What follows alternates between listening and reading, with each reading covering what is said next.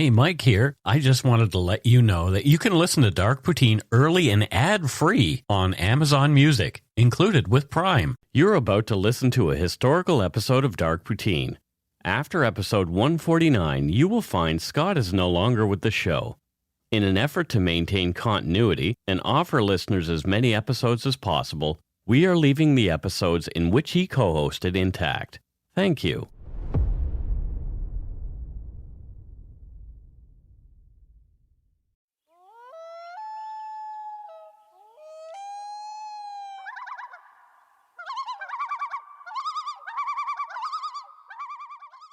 Hey folks, Mike here. You're about to hear episode 100, our very first live show.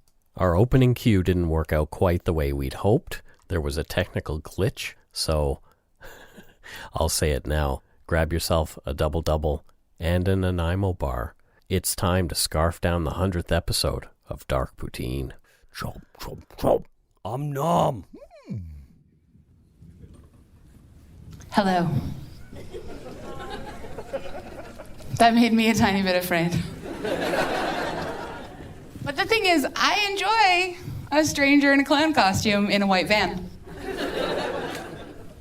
I have kinks, whatever. My name is Andrea Warner. I am part of the Vancouver Podcast Festival Organizing Committee. I'm also the co-host of Pop This Podcast. Thank you so much for being here tonight.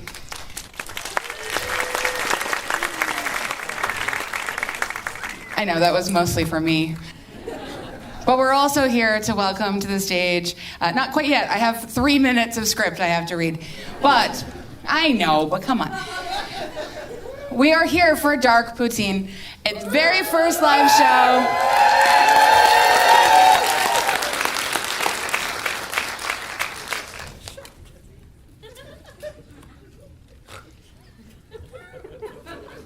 Look, people are excited. I can't do anything about that. And I'm thrilled for you. Bear with me for 3.5 more minutes. I'm very precise if you don't hold me up. We'd like to acknowledge that tonight's event is taking place on the unceded Coast Salish territories of the Musqueam, Squamish, and Tsleil-Waututh nations.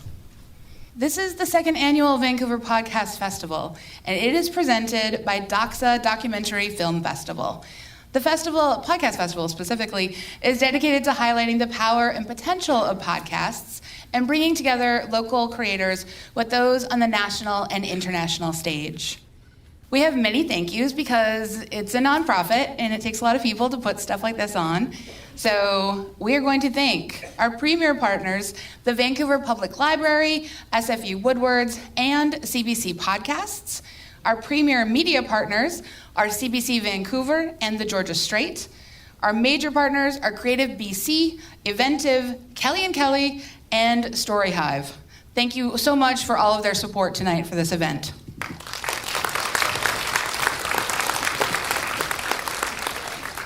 Two more big chances to clap in the next 15 seconds.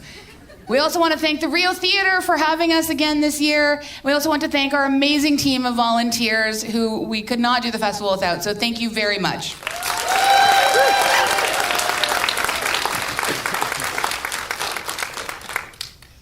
As a nonprofit, I get to ask you now for money. We'd like you to donate to us if you enjoy this. And actually, if you don't enjoy it, donate and we'll make it better. You can go to vanpodfest.ca/donate. And also we have stuff at the back that's for donation. So you get a pin for $10, a t-shirt for $20, tote bag for $25. And if you donate $50, you get it all together. That's pretty exciting. I mean, what a deal. We also would love for you to just help us spread the word. Hashtag VanPodFest. Money, not everyone has it, especially in this city. So use your social media acumen for good. Now, I'm so excited to talk about these guys. It's a local, homegrown podcast. We're so pleased for them to present their very first ever live show, their 100th show. Co-hosts and longtime friends Mike Brown and Scott Hemingway love storytelling, and walking listeners deep into the darkest corners of true crime cases and other dark historical topics before bringing them out into the sunlight again, safe and sound. Dark Poutine's compassionate and uniquely Canadian approach keeps victims at the top of our minds and looks squarely at the impact of crime on families and their communities. Please join me in welcoming Mike Brown and Scott Hemingway.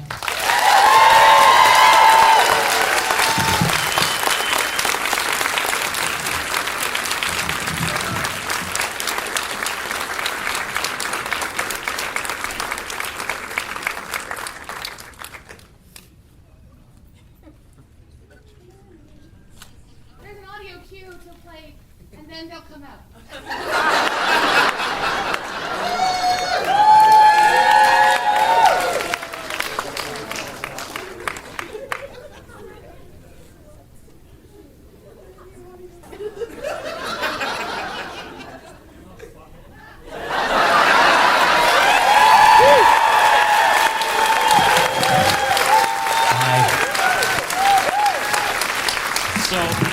So I'll play you what was supposed to happen.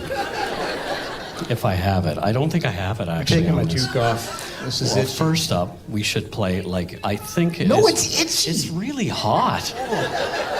We should do this thing, I think. Let's do one of those. It's so nice, right? Yeah, it's very personal. Yeah. So what was supposed to happen? You were supposed to hear that. And then you're supposed to hear this right here. So. It's amazing.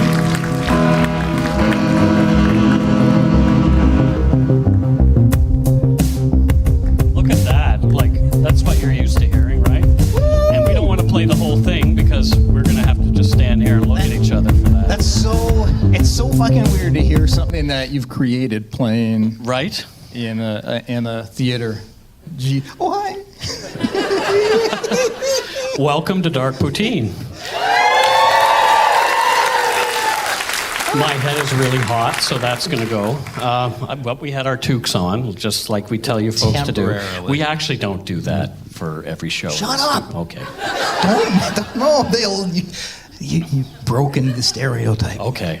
I'm Mike Brown, creator and host. With me, as usual, for our very first live show is my good friend and co-host Scott Hemingway. Hi. Say hello, Scott. Hi, everybody. Holy shit. What a mistake you've all made. Yeah. Jesus. Are you sure you want to be here? Jesus. Yeah, I wouldn't they're pay to saying, watch "Oh, us." your show sold really well," and I'm thinking, "What? Who's buying tickets?" I thought it was just going to be Carol and Art and Sue down front, and maybe Wes. I knew Wes would show up. Yeah, there you are. He's over there. I'm gonna lean. I feel like leaning. You're gonna lean? Leaning. Scott's gonna lean. This seems cooler. I was really terrified nobody would come, but you guys are here, Yeah, so that's Jesus. awesome. Wow, you were wrong. Wow. Oh. Well, I don't Finally, know. somebody. It's Joanna, though. Yeah. You notice I didn't hear Carol say that. No. Weird. I don't know. No. She's long-suffering. Gonna drink some water. As this is a very special episode, we're going to do a bit of a retrospective followed by this week's case. So we actually do have a case that we're going to cover, and we thought it was important to cover a case that maybe needs some attention. It's a missing persons case, so we're going to cover that. First up, though, we wanted to thank everybody. We want to thank the Podcast Festival for inviting us and taking a chance on us being like the headliner at this. It's crazy. That can't be. There's got to be somebody after us. I don't know. Somebody's been drinking or something's going on. We're the openers. Right? And they've been so great with us. They've been really kind and making sure we have water and things like that because I get really dry when anxiety makes you thirsty. Yeah, I definitely have anxiety and I can't get that open. Anyway. Oh, well, I'll just be dry for the whole podcast. Okay, I'll open that for you. Thanks, Scott. As well, we want to thank the folks at the Rio. I can't believe we're playing at the Rio for our first show. It's really hard to completely articulate how bizarre it is having spent our whole lives down there watching things or being a photographer. Like, I can't fucking grasp it. I'm a lot more potty-mouthed in real life, so he swears too much. Michael have to do a lot of editing after. I edit it all out, you ding-dong. Thanks to Chorus Entertainment, Curious Cast Podcast Network, for taking a chance on us as well and becoming our ad partner and promoting us here in Canada. Give it up for Chorus. Take a chance. And also, we wanted to say thank you to all our podcast buddies who've played our promos and given us a leg up, like My Favorite Murder. How the hell Holy did that? shit, yeah. Wow, saw a marginal increase after that. A little bit. Marginal. Our downloads doubled after that. And of course, we want to thank you, the listeners, for showing up. So thank you so much. Applause for you guys. Like, our listeners seem to be the coolest, nicest people on the planet. We have 2 cases of Cardam's Donuts backstage that we haven't touched yet, but we will. We absolutely will. So we have to play our disclaimer, though. That's something we absolutely have to do. It has to be done. Yeah, there's this person that we're reasonably certain that it's not she's not a robot, but we have to play it anyway, so let's just get it over with. The views, information, and opinions expressed during the Dark Poutine podcast are solely those of the producer and do not necessarily represent those of Curious Cast, its affiliate Global News, nor their parent company, Chorus Entertainment. Ladies and gentlemen, Joanna Hemingway, stand up and say hello. Stand up. Throw money at her. She was co-host on episode 72, The Klaus Family Murders, and 74, The Julie Stanton story, that she actually went to school with Julie Stanton, which was kind of a crazy coincidence that we ended up doing that. Right. And speaking of guest hosts, we also have my wife, Carol Brown, down there, who I've already started. She co-hosted episodes 53, Alicia Ross, A Lily Among Thorns, and 71, the story of Samantha Walsh, and 73, the murder of Shirley Duguay. She happens to be my wife and does a ton of behind-the-scenes stuff for Dark Poutine. Yeah. So, and the 2 of these ladies are long-suffering. We were just talking about that backstage, like how horrible their lives have been until... They're either really excited for us right now or really fucking bitter. God damn it. One of the 2. And surprise, guys, you guys are taking over the show. You're the co-hosts for the night. And I'm kidding. No, that's not I just wanted to make them sweat a little bit. Let's get to it. Dark Poutine is not for the faint of heart or squeamish. Listener discretion is strongly advised, and we're not experts on the topics we present, nor are we journalists. We're 2 ordinary Canadians chatting about crime and the dark side of history. So it's episode 100. What? Like, what the? How this happened? I don't know, but I think this sound actually suits episode 100.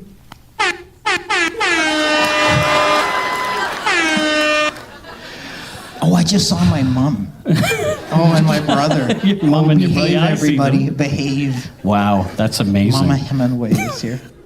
Fuck. It's correct. So yeah, it's our 100th episode, and we're so grateful that we made it this far. I started to trick us early on by numbering the scripts with 001 because I actually wanted to try and see if we could get here. And wow, we did, man. It's amazing. We actually made it. Yeah. Listeners, you folks currently download our episodes 100,000 times a week. Wow. And as of this recording, we've just passed 5.5 million downloads. So obviously, if it wasn't for you folks, we would not be here. And it's a far cry from where we started on Halloween night. 2 years ago. 2 years ago. How many downloads did we have that night? We had 2. We had 2. Take a guess who those 2 were. It was us. And we celebrated that. We were did. Stoked about we saw numbers. We were so happy, and we thought, yeah, Scott's mom will listen, and And Carol might. Yeah, we really, really, really honestly expected if we get 50 like a week or something, that'll be great. Yeah, we didn't expect this. Our goal from the outset has been to create the most Canadian show we could. We wanted to be like as stereotypically Canadian as possible, obviously, and I think that's translated for a lot of folks. What I did, I made a collage. I hate PowerPoint, but I'm using it anyway. But I made a collage of some of the most Canadian icons that I could possibly come up with, and so here it is. It's just look at that. You see the Trailer Park Boys. There's Gord Downey. Mr. Dress Up is there. The Friendly Giant. Coffee Crisp is there. Yeah. Maple syrup. Kim Campbell, Canada's first female prime minister there. And something that the United States has yet to do. Hey-o. Yeah, so, hey, and I even put a little poppy on her. I made her wear it up. And we've got poutine up there, which we, hand of God, or whoever, or whatever, we did eat poutine for dinner. That's what we had for dinner. So we just wanted to make sure that's clear.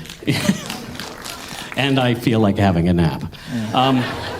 Also up there in the corner is Viola Desmond. She was a Nova Scotian businesswoman who refused to leave a whites-only theater in 1946. She was jailed, convicted, and fined for the offense, but later challenged her conviction, making her one of the first black women in Canada to stand up against racial segregation here. So that's kind of cool. She was posthumously pardoned. But anyway, she was What, you wanted her to stay in jail? No. Posthumously? By Nova Scotia. And in 2000, that was in 2010. And now you can see her face on a recent print of the Canadian $10 bill, which that's awesome. People ask us what it is about our show. Why does this work? And honestly, I think it's the chemistry that we have here. We pretend to have. These two guys. Scott has compared us to a particular show a number of times, and it's this show right here. It was in the context of when we were trying to start up and just spitballing how we feel about things. And I always said, chemistry is the key component. Yeah, you're losing me here. Yeah, I know. But we so Top Gear. I don't know who watches it or doesn't, but yeah, Top Gear. The British version. Yeah, people love it. They hate cars, but they still love the show. But it's because of that dynamic of those three hosts. It's so genuine and so unique, and that's why people love it. They tried to make it in America, and they tried to make it, or maybe they still do, in Australia. The ones I've watched, I'm not a fan of. But so that's why I have this slide with British version, yes, American version, no. Not. But just because everything felt forced, it felt like they're trying to be that. So just the power of having a real, true, genuine dynamic, I think, it plays a huge role in our success. So let's get to our retrospective. Let's look back at the history of Dark Poutine. Just a little bit. Just a little bit.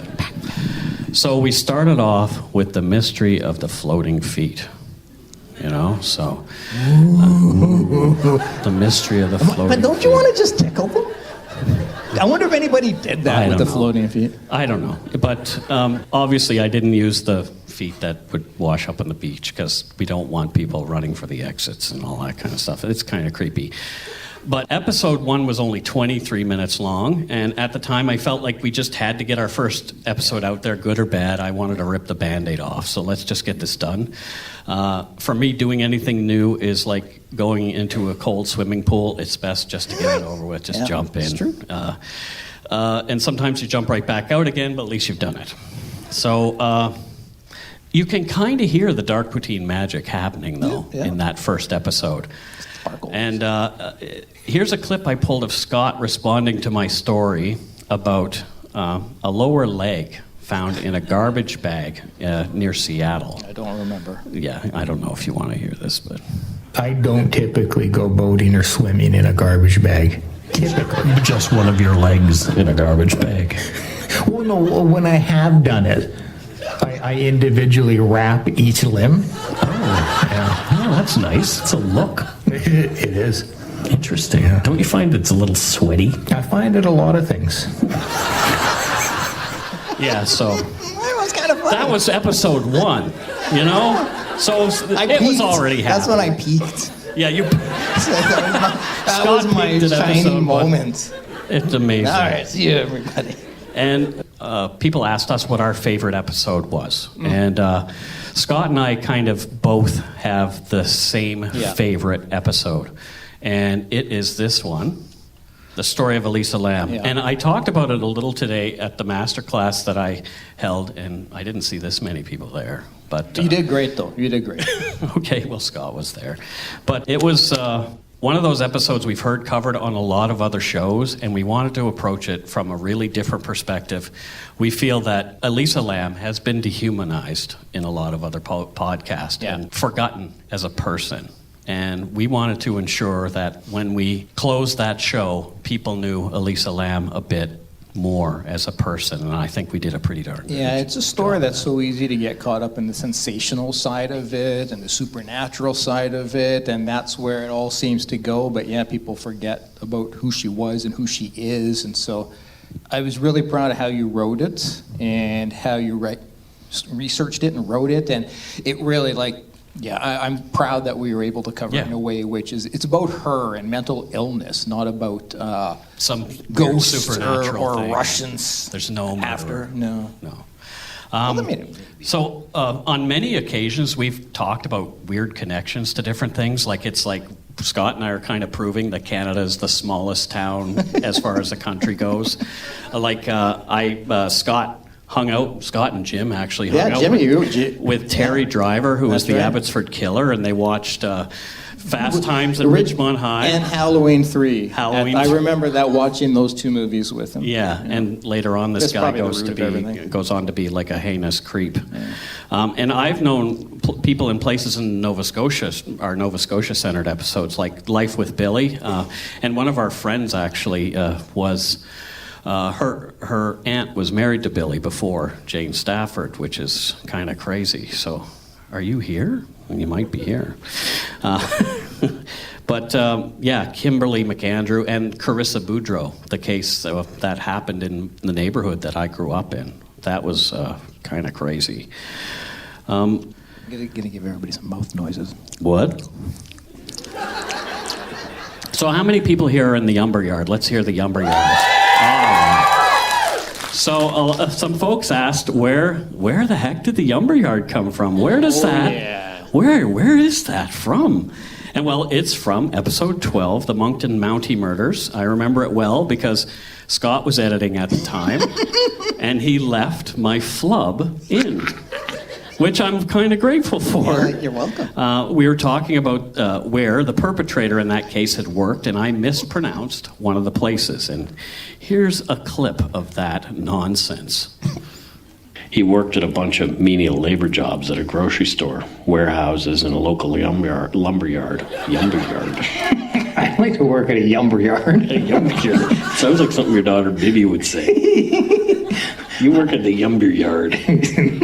Sounds like a blast. Yeah. Stacking all your lumber. So I can always count on Scott to have my back for things like that. Yeah, that was good. Yeah. I like Mushmouth. I spent $15,000 on acting school, so it's really gone great that I can't say the word lumber. Hey, I just did. Whoa! Wow. Progress. I didn't have to say yard after it, though, so that's probably why. We asked folks in the Yumber Yard what some of their favorite episodes were, and folks really seemed to like our Halloween episodes, our Christmas episodes, but a lot of people will choose one that is close to their own home. So, which makes sense. You know, Canadians want to hear, let's hear about the small places in Canada rather than a place in America that we're always hearing about every other time we have to listen. But, I always wanted to hear about Bridgewater in the news, but I never did. Nothing good, anyway. But there was one real fan standout, and that was this one, the Halifax explosion. Yeah, it caught me off guard, actually. Yeah, I was a little surprised that so many people liked it. People love explosions. I guess so. It's clear. 2,000 people died. Why you gotta be a dick? He plays right into my hands every time. That was obviously episode 4. In Halifax Harbor on December 6, 1917, the Norwegian vessel SS Imo collided with the SS Mount Blanc, a cargo ship laden with high explosive ammunition on its way to the front during World War I. The ensuing blast, it was the largest man-made explosion up until Hiroshima in World War II, and it leveled parts of the city, injured 9,000, killed 2,000 people. And one of the favorite moments that people have as far as this episode is really this moment right here that I'm going to play. The rowboats reached the Dartmouth shore 10 minutes after leaving the Mont Blanc near a Mi'kmaq settlement. They left the boats unsecured and sprinted for the woods. One of the residents, Aggie March, who had her baby in her arms, stood watching the commotion. As one sailor sprinted past, he grabbed the baby and continued running. He knew she would chase him, thus saving her life. They didn't stop to warn or save anyone else. Little dark. Little dark, but people really liked the fact that some guy just grabbed the baby and ran. Yeah, well, Like, in usual context, that's not going to go over well. No, like typically if somebody runs by and grabs your baby, you're like, well, and she chased him. And that was the thing, like he grabbed her baby so she wouldn't stand there and watch the fire and would chase him into the woods where they were all safe, that's pretty cool.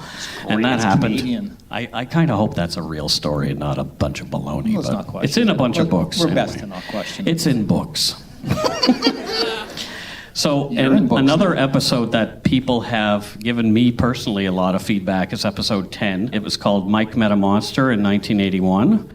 And I waffled whether or not I wanted to talk about this here. I didn't make a slide for it because I don't want to make a slide about some guy trying to touch me. Yeah.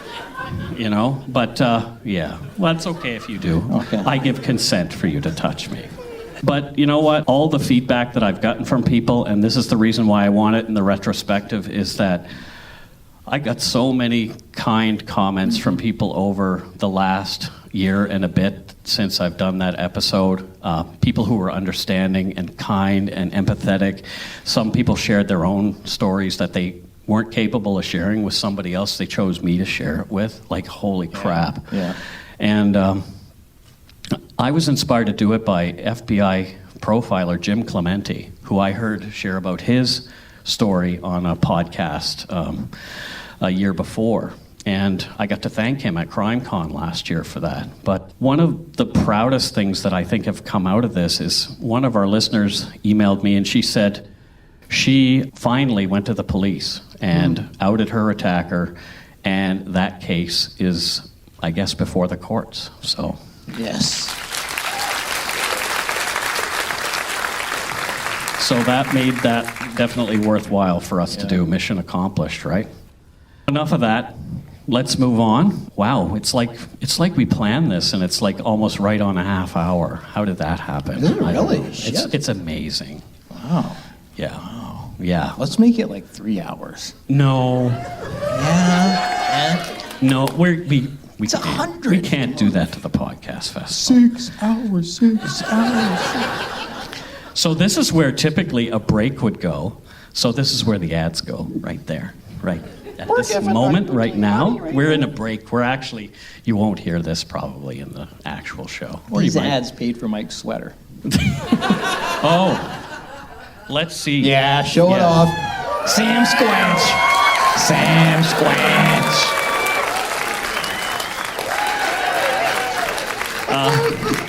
That Jaws t-shirt's a little shout out to Gord Downey. Yeah, I'm very sad about that.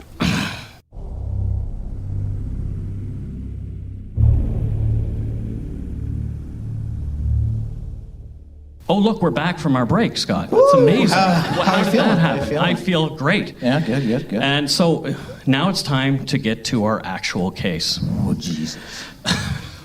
And it's one from here in British Columbia. I had to think about what I wanted to do case-wise, and I thought, what should we do with our time up here? We could have done like an easy history case where we could have had some giggles and all that kind of stuff, or we could actually maybe help somebody. So Yes. we chose to help somebody. So this is the disappearance of Madison Scott. This is her photo, by the way. She took that photo of herself. Madison disappeared on May 28, 2011 from Hogsback Lake near Vanderhoof, British Columbia. Madison, or Maddie, Geraldine Scott, was born on April 29, 1991 to Dawn and Eldon Scott. Madison has an older brother named Ben and a younger sister named Georgia. And prior to her disappearance, Madison Scott lived most of her life in Vanderhoof. That's off Highway 16, and it's a municipality of about 4,500 people near the exact center of BC, along the winding banks of the Nechako River, almost 100 kilometers east of Prince George. And so that's what Vanderhoof looks like. From vanderhoof.ca, Vanderhoof is geographically located near the center of British Columbia and truly is at the heart of it all when it comes to lifestyle, low cost of living, and employment opportunities. The community's size, services, and amenities are well suited for entrepreneurs and those involved in resource or agricultural sectors. We've driven through Vanderhoof, Carol and I, on our way to see our friends, Another Art, and his wife Joanne, another Joanne. Whoa! It almost went flying. That would have been bad because I can't carried remember away this whole there. thing. But unlike a lot of BC, it's really flat. I was just kind of amazed by how flat it is in Vanderhoof. Have you ever been there? I have not. There. Thanks for You asking. probably won't go either. That's just insulting. I don't know why. Why wouldn't I? Madison is said to love life. She's known for her witty sense of humor, her smile, loves to be active. She's creative, well-liked, and independent. Among her favorite things to do are swimming and other water-related activities, dirt biking, photography, and hanging out with her friends. She played hockey and rugby in high school. She rode horses and loves the outdoors and camping. Although Madison is a very smart girl, the academic parts of school were dry and tedious to her, like a lot of us. Preach. Yeah, she was more into being social and creative than completing math homework. She loved her visual arts class. She and her friends used to make home movies. Madison was always in the thick of the creative process. She made friends easily. She's awesome. Yeah, she's like a really rough and tumble person. Her brother said she was as comfortable in a dress as she was riding a motorbike. I can relate. And she was a heavy-duty mechanic. Whoa. Yeah. I'm a light-duty mechanic. Yeah. So after a few other jobs, Maddie finally landed a job at MBG Logging in Vanderhoof, where she became an apprentice heavy-duty mechanic. And one of her friends, Jordan, or Geordie Balduke, who Maddie had met in 2007 during Geordie's first year in Vanderhoof at Nechako Valley Secondary School on Butte Avenue in Vanderhoof, in case you need to know where the school is. I did. Madison and Geordie decided to attend their friend Garrett's birthday party on Friday, May 27th. The event, listed on Facebook as Fro's Birthday, was to take place at Hogsback Lake Recreational Area, about 24 kilometers southeast of Vanderhoof. And the time of the event was 8 until 11 p.m. The rest of the details simply say BYOB, everyone welcome. And the girls decided they'd camp there in Madison's tent because they planned on drinking and didn't want to drive home drunk. Responsible person. Yeah. So there's the road to Hogsback Lake from Vanderhoof, just about 22 minutes, just down one single highway. Also flat. Also very flat. Madison and Geordie tossed the Scott family's camping gear into Maddie's white 1990 Ford pickup. It was an F-150. And they drove the 22 minutes or so, arriving at about 8 p.m., and there were a few people already there. So they went to set up their tent. Of course, let's set up the tent. Get that done before we get too drunk to do it. Again, responsible. Makes sense. Yeah. It was too small for two grown women, they realized. It was just a pup tent. So they thought, okay, there's another tent here. They dragged it out and realized they didn't have the poles. So they had to drive all the way back to Madison's house in Vanderhoof. So back up the 22-minute drive. And Dawn Scott recalls the last thing she said to her daughter between 9 and 9:30 that night. Have fun. Be safe. We'll talk to you tomorrow. Love you. Maddie and Geordie returned to Hogsback Lake and set up the tent. They quickly gathered firewood as more cars and more people began to arrive to help celebrate Garrett's birthday and blow off some steam after a work week, of course. Mm-hmm. This is Madison's tattoo. She has the tattoo of a bird silhouette inside her left wrist. According to the timeline of events on madisonscott.ca, it appears there were around 46 people at the party on Friday night, mostly between 18 and 25, and a few older partiers up to 40 years old. Almost all are from the Vanderhoof area.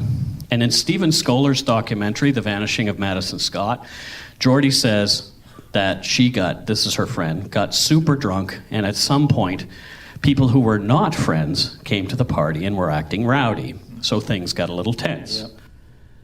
There was a young man at the party for a while that night who Maddie had been interested in for some time. He told her that he just wanted to be friends. And according to an email from Dawn Scott, Madison's mother, in a video on YouTube by John Lorden of Lorden Arts, Maddie was, quote, upset, but nothing drastic. Another young man was there, interested in Maddie, but when she rebuffed him, he was, quote, huffy about the rejection in private with a few friends, but nothing overly troubling to anybody. He just didn't like being rejected. Police have questioned him extensively about this, and Don's email to John Lorden said he'd been, quote, put through the ringer. So right now, what do you think? What are you thinking? I'm thinking there's a handful of suspects. Right, exactly. Yeah. But apparently all these people have been looked at very carefully. The presence of these two young men could be the reason why Maddie spent most of the evening in her tent away from the main party, retiring at around 10 p.m. So everybody else is partying, and she's inside her tent.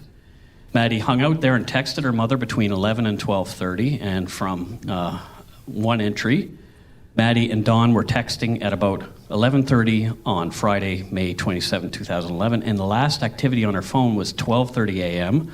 on Saturday, May 28th. And when, according to Dawn, there was an incoming call from a guy we know. So there's someone else, right? Mm-hmm. Cell phone records were retrieved by the RCMP, including tower pings, and they had, quote, everything they needed. There was no record of any incoming cell activity after that. This caller was also investigated by the RCMP, apparently, and there's another photo of Madison, another couple. Geordie, however, made a connection with a young man that night named Tyler, and the two would become a couple from that night forward for some time. A fight broke out, and Geordie fell into the fire, slightly injuring her knee. Damn. Tyler had to carry Geordie back to his truck, and Geordie was upset and done with the party and wanted to leave with Tyler, so others were leaving too at the time. Mm. Geordie hobbled back to Madison's tent and tried to convince Madison to leave with her and Tyler, but Madison said she was already in bed and refused to leave. Geordie said in CBS's 48 Hours, she's like, really, you're going? And I was like, yeah, I'm going. And she's kind of begged me, and I was like, well, you can come with us. And she said, no, she just wanted to stay there with her tent so it would be safe. She wanted to protect her stuff. Geordie said in Scholar's documentary, The Vanishing of Madison Scott, that there were about 5 people still there when she and Tyler left the party, which was at approximately 1:40 a.m. But you think that'd be narrowing it down to 5 right? Suspects, huh? But the last group to go, around 3 a.m., was comprised of some folks who'd come out later after an evening shift, and they were sober. They were still sober. They just came out to say hello to Garrett and all that kind of stuff. And according to an email Dawn Scott sent again to Lorden Arts, the final group asked Maddie if she wanted to ride with them, but she said no, as she was in bed and didn't want to leave her belongings. Maddie would not want to be out there on her own. Someone else must have been there. Eesh. But who?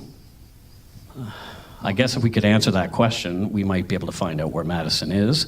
No one from that final group saw anyone left at the recreation center where Madison was. And somewhere between 3 a.m. and 8:30 a.m., a 5.5-hour window, Madison Scott went missing and has not been seen since. At around 8:30 a.m., Geordie and Tyler returned to Hogsback Lake to retrieve Geordie's clothing and her sleeping bag.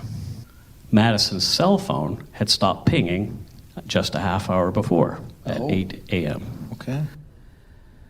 Maddie's truck and her tent were still at the recreation site, right where Jody had last seen them near the lake. And in CBS's 48 hours, the tent door was open, Jordy said, and the blankets and everything were pushed aside. Jordy checked around a bit, but there was no sign of Maddie anywhere. Jordy picked up her stuff and left with Tyler. She just assumed maybe she'd met somebody or taken off. Jordy has gotten a big hard time from people A lot of flack, for leaving her friend at Hogsback Lake.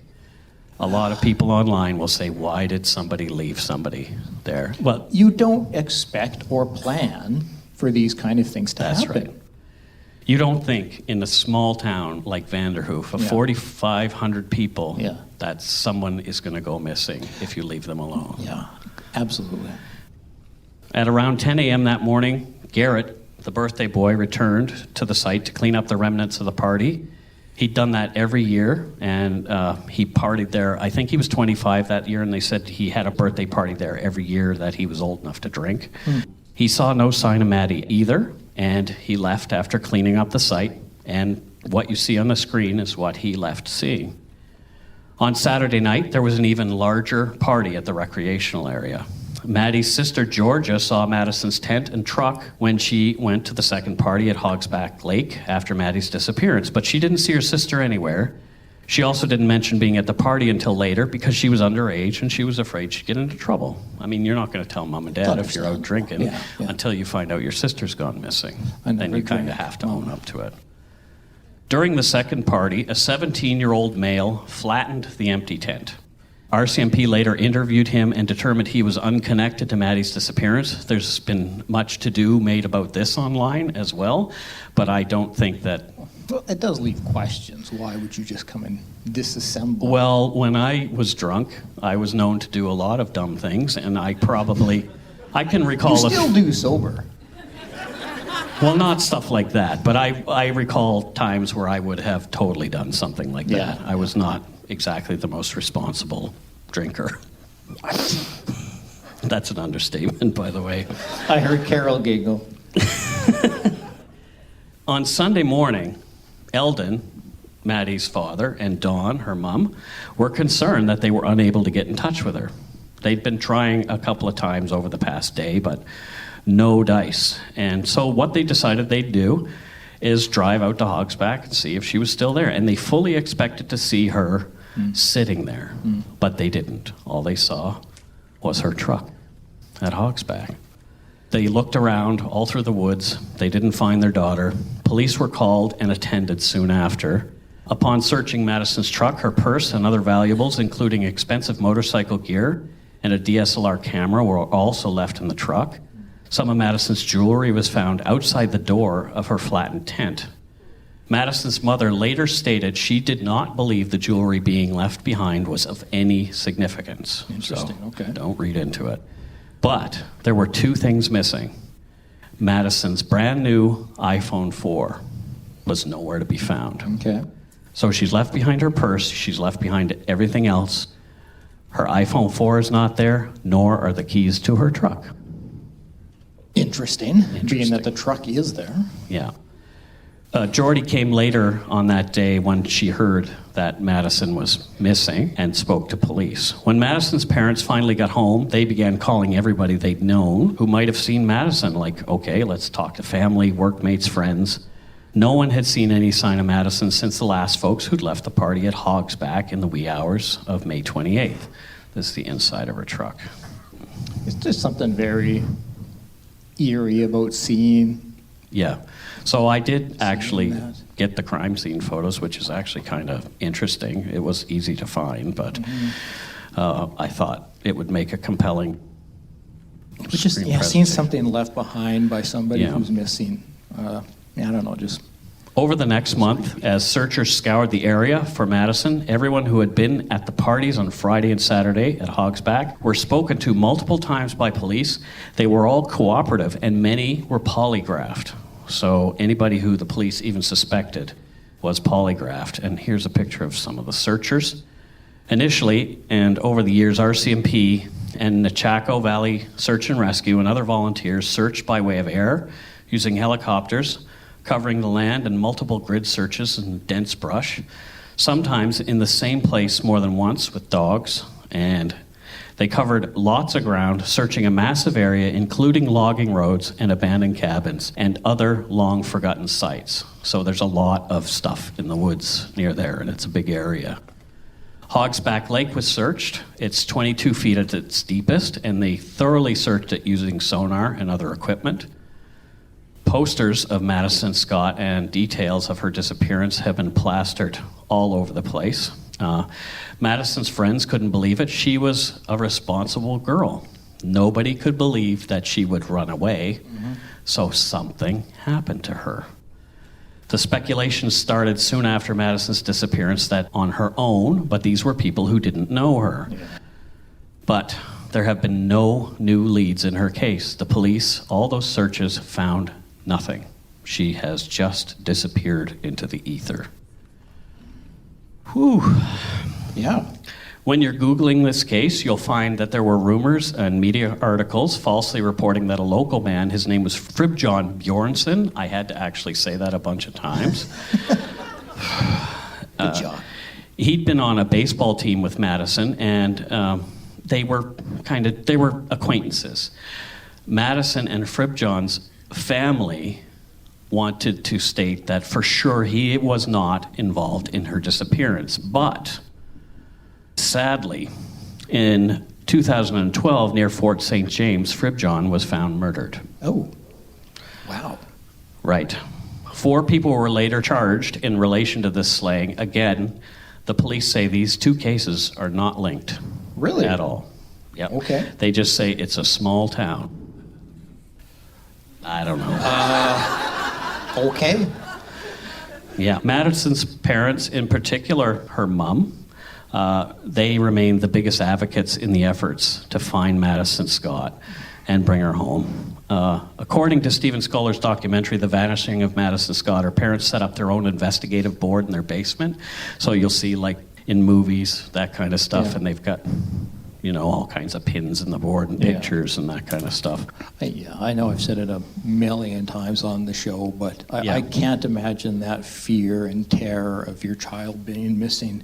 Yeah. Like I can't think of many things worse, if anything. No. Like that scares the shit out of me. So along this same corridor, as many other disappearances, her parents are adamant that Madison's vanishing not be lumped into the Highway of Tears cases.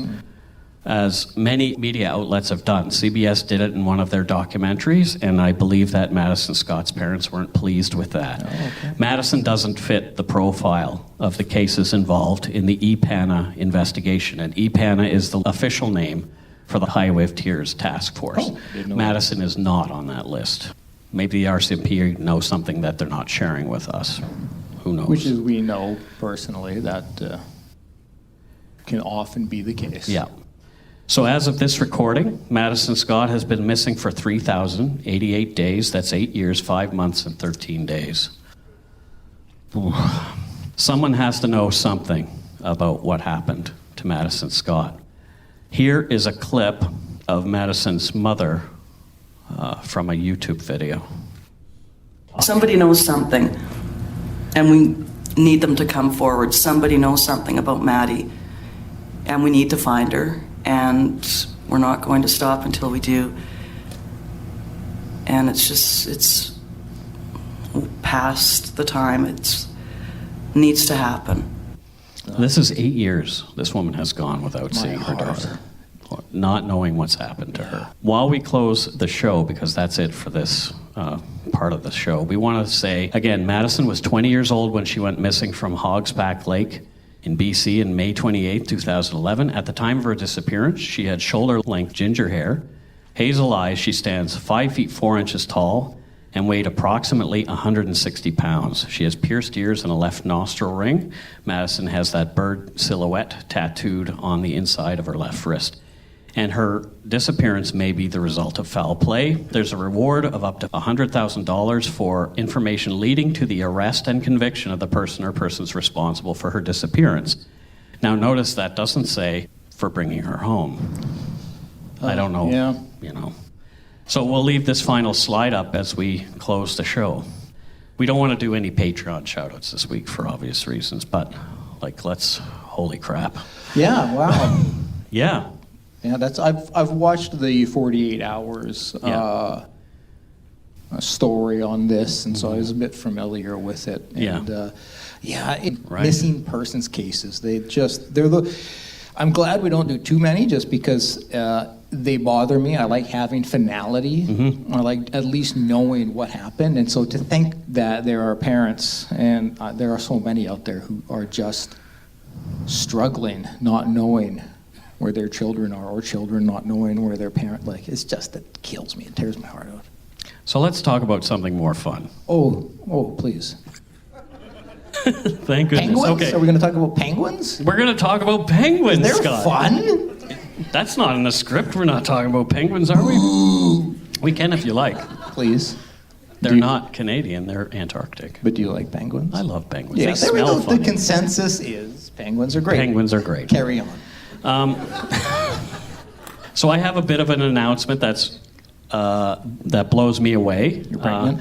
I am going to be... What's that? You're pregnant? I'm a little fat, so that's kind of not funny. It's a matter of perspective. No.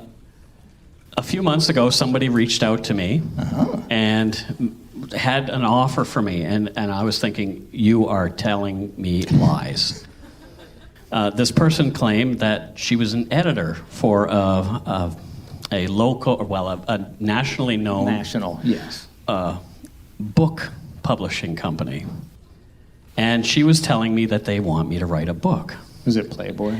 No, it's not Playboy.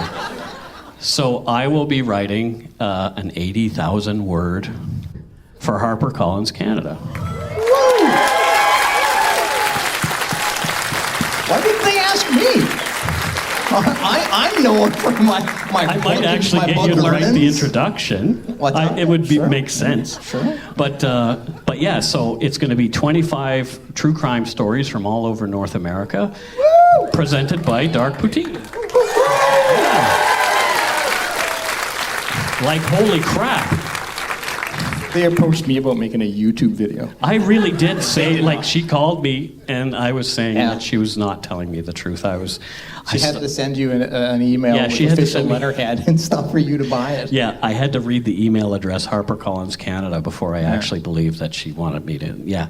So yeah, we've been in negotiation for a few months, and that's my big news. I'm so proud of you. I am so proud of you. And I didn't bring a copy of it. I meant to.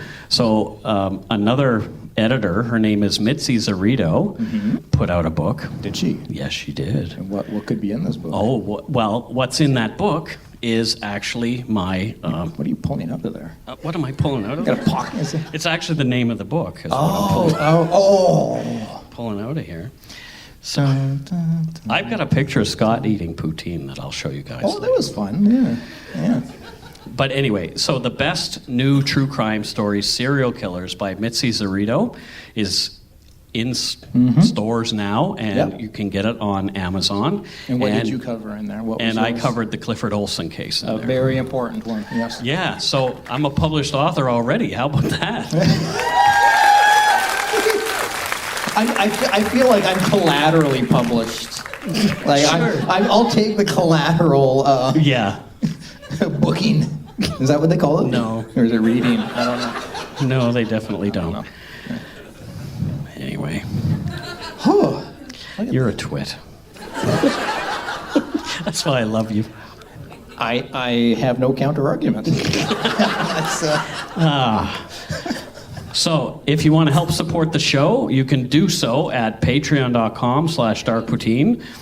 For a one-time support, you can send us some donut money via PayPal at darkpoutinepodcast@gmail.com. And if you don't already, it would mean a lot to us if you subscribe to the show. You can easily find us on iTunes Podcasts, Stitcher, TuneIn, Spotify, or wherever you get your on-demand audio. Check out darkpoutine.com for show notes and other stuff, like maybe buy some swag or something. You guys can also... He's got a shirt on. Yeah, it's covered up. Oh, yeah, it is. It's got Dark Poutine right but here. But please give us a follow on, or a like on Facebook. Yeah. Look at that physique. That amazing physique. Yeah. And if you guys want as well, I mean, I know we got Patreon and stuff, but you could just come up and throw money on the stage. We'll dance. We're still waiting for that $50,000 Patreon. Somebody, come on. Yeah, we want to do an episode on a bearskin rug in somebody's. Yeah, it's legit offer. It's probably not politically correct to do it on a bearskin rug now. It could be a faux bear. It would have to be faux fur. Yeah, it could be a faux bear. Yeah, exactly. Mike, look at all these people. Most importantly, tell your friends about us. We know a lot of you have, and thank you very much. Thanks for coming out to support us at our very first live show. This has been awesome, right? And I guess that's it. Well, we'll just keep talking. Well, no, we can't. Yeah, I mean, look. Because we told them that we would stop at 10. Yes, room. It's not even 10 yet. What time is it? Hi, Mom. We got like 5 minutes. Hi, Mom. Oh, there you go. Yeah. Hi, everybody. Hi. Seriously, I'm blown away how many people are here. Yes, correct. Right? Yes, you were as well. There you go. Yeah, I mean, there's a lot of people who are new to us we don't know, and then there's some friends I know. I've got my... So they're gonna bring the house lights up when we're done, and we're gonna hang out down here, and you guys who want to meet us can come meet us and shake our hands. And we're not gonna go anywhere, because like I said, we wouldn't be here without you folks. One of my very close friends, who I've talked about a lot, we went to Australia with him, Martin Nkurunziza. Nkurunziza! He used to be my boss. Yeah, he was Mike's boss. He's here. He's newly divorced. Yeah. And looking for love. He's ready to do it again.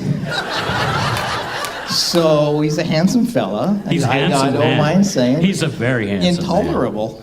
Man. He's very tolerable. Yeah. No, intolerable. Oh. No, I didn't say tolerable. Oh, I did. Good God, no. So I'm just saying, Martin, if you want to just afterwards stand at the corner. Yeah. He probably has cards to hang out. I'm pretty sure. But anyway, that's it. Whew, shit, we did it. We did it. Good God.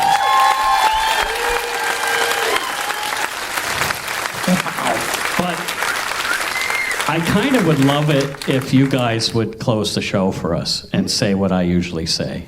Do you guys know what I usually say? What do I usually say? No, that's the beginning. Oh, yeah.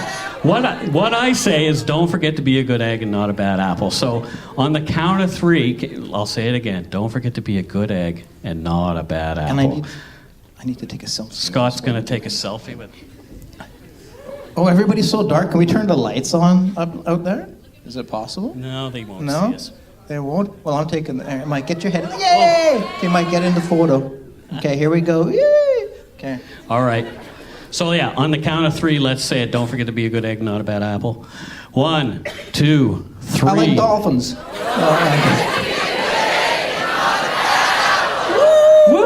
Thanks, folks. Wow. Bye-bye. Look at you all. Look at that. That's amazing. My God. Oh, we got to do this.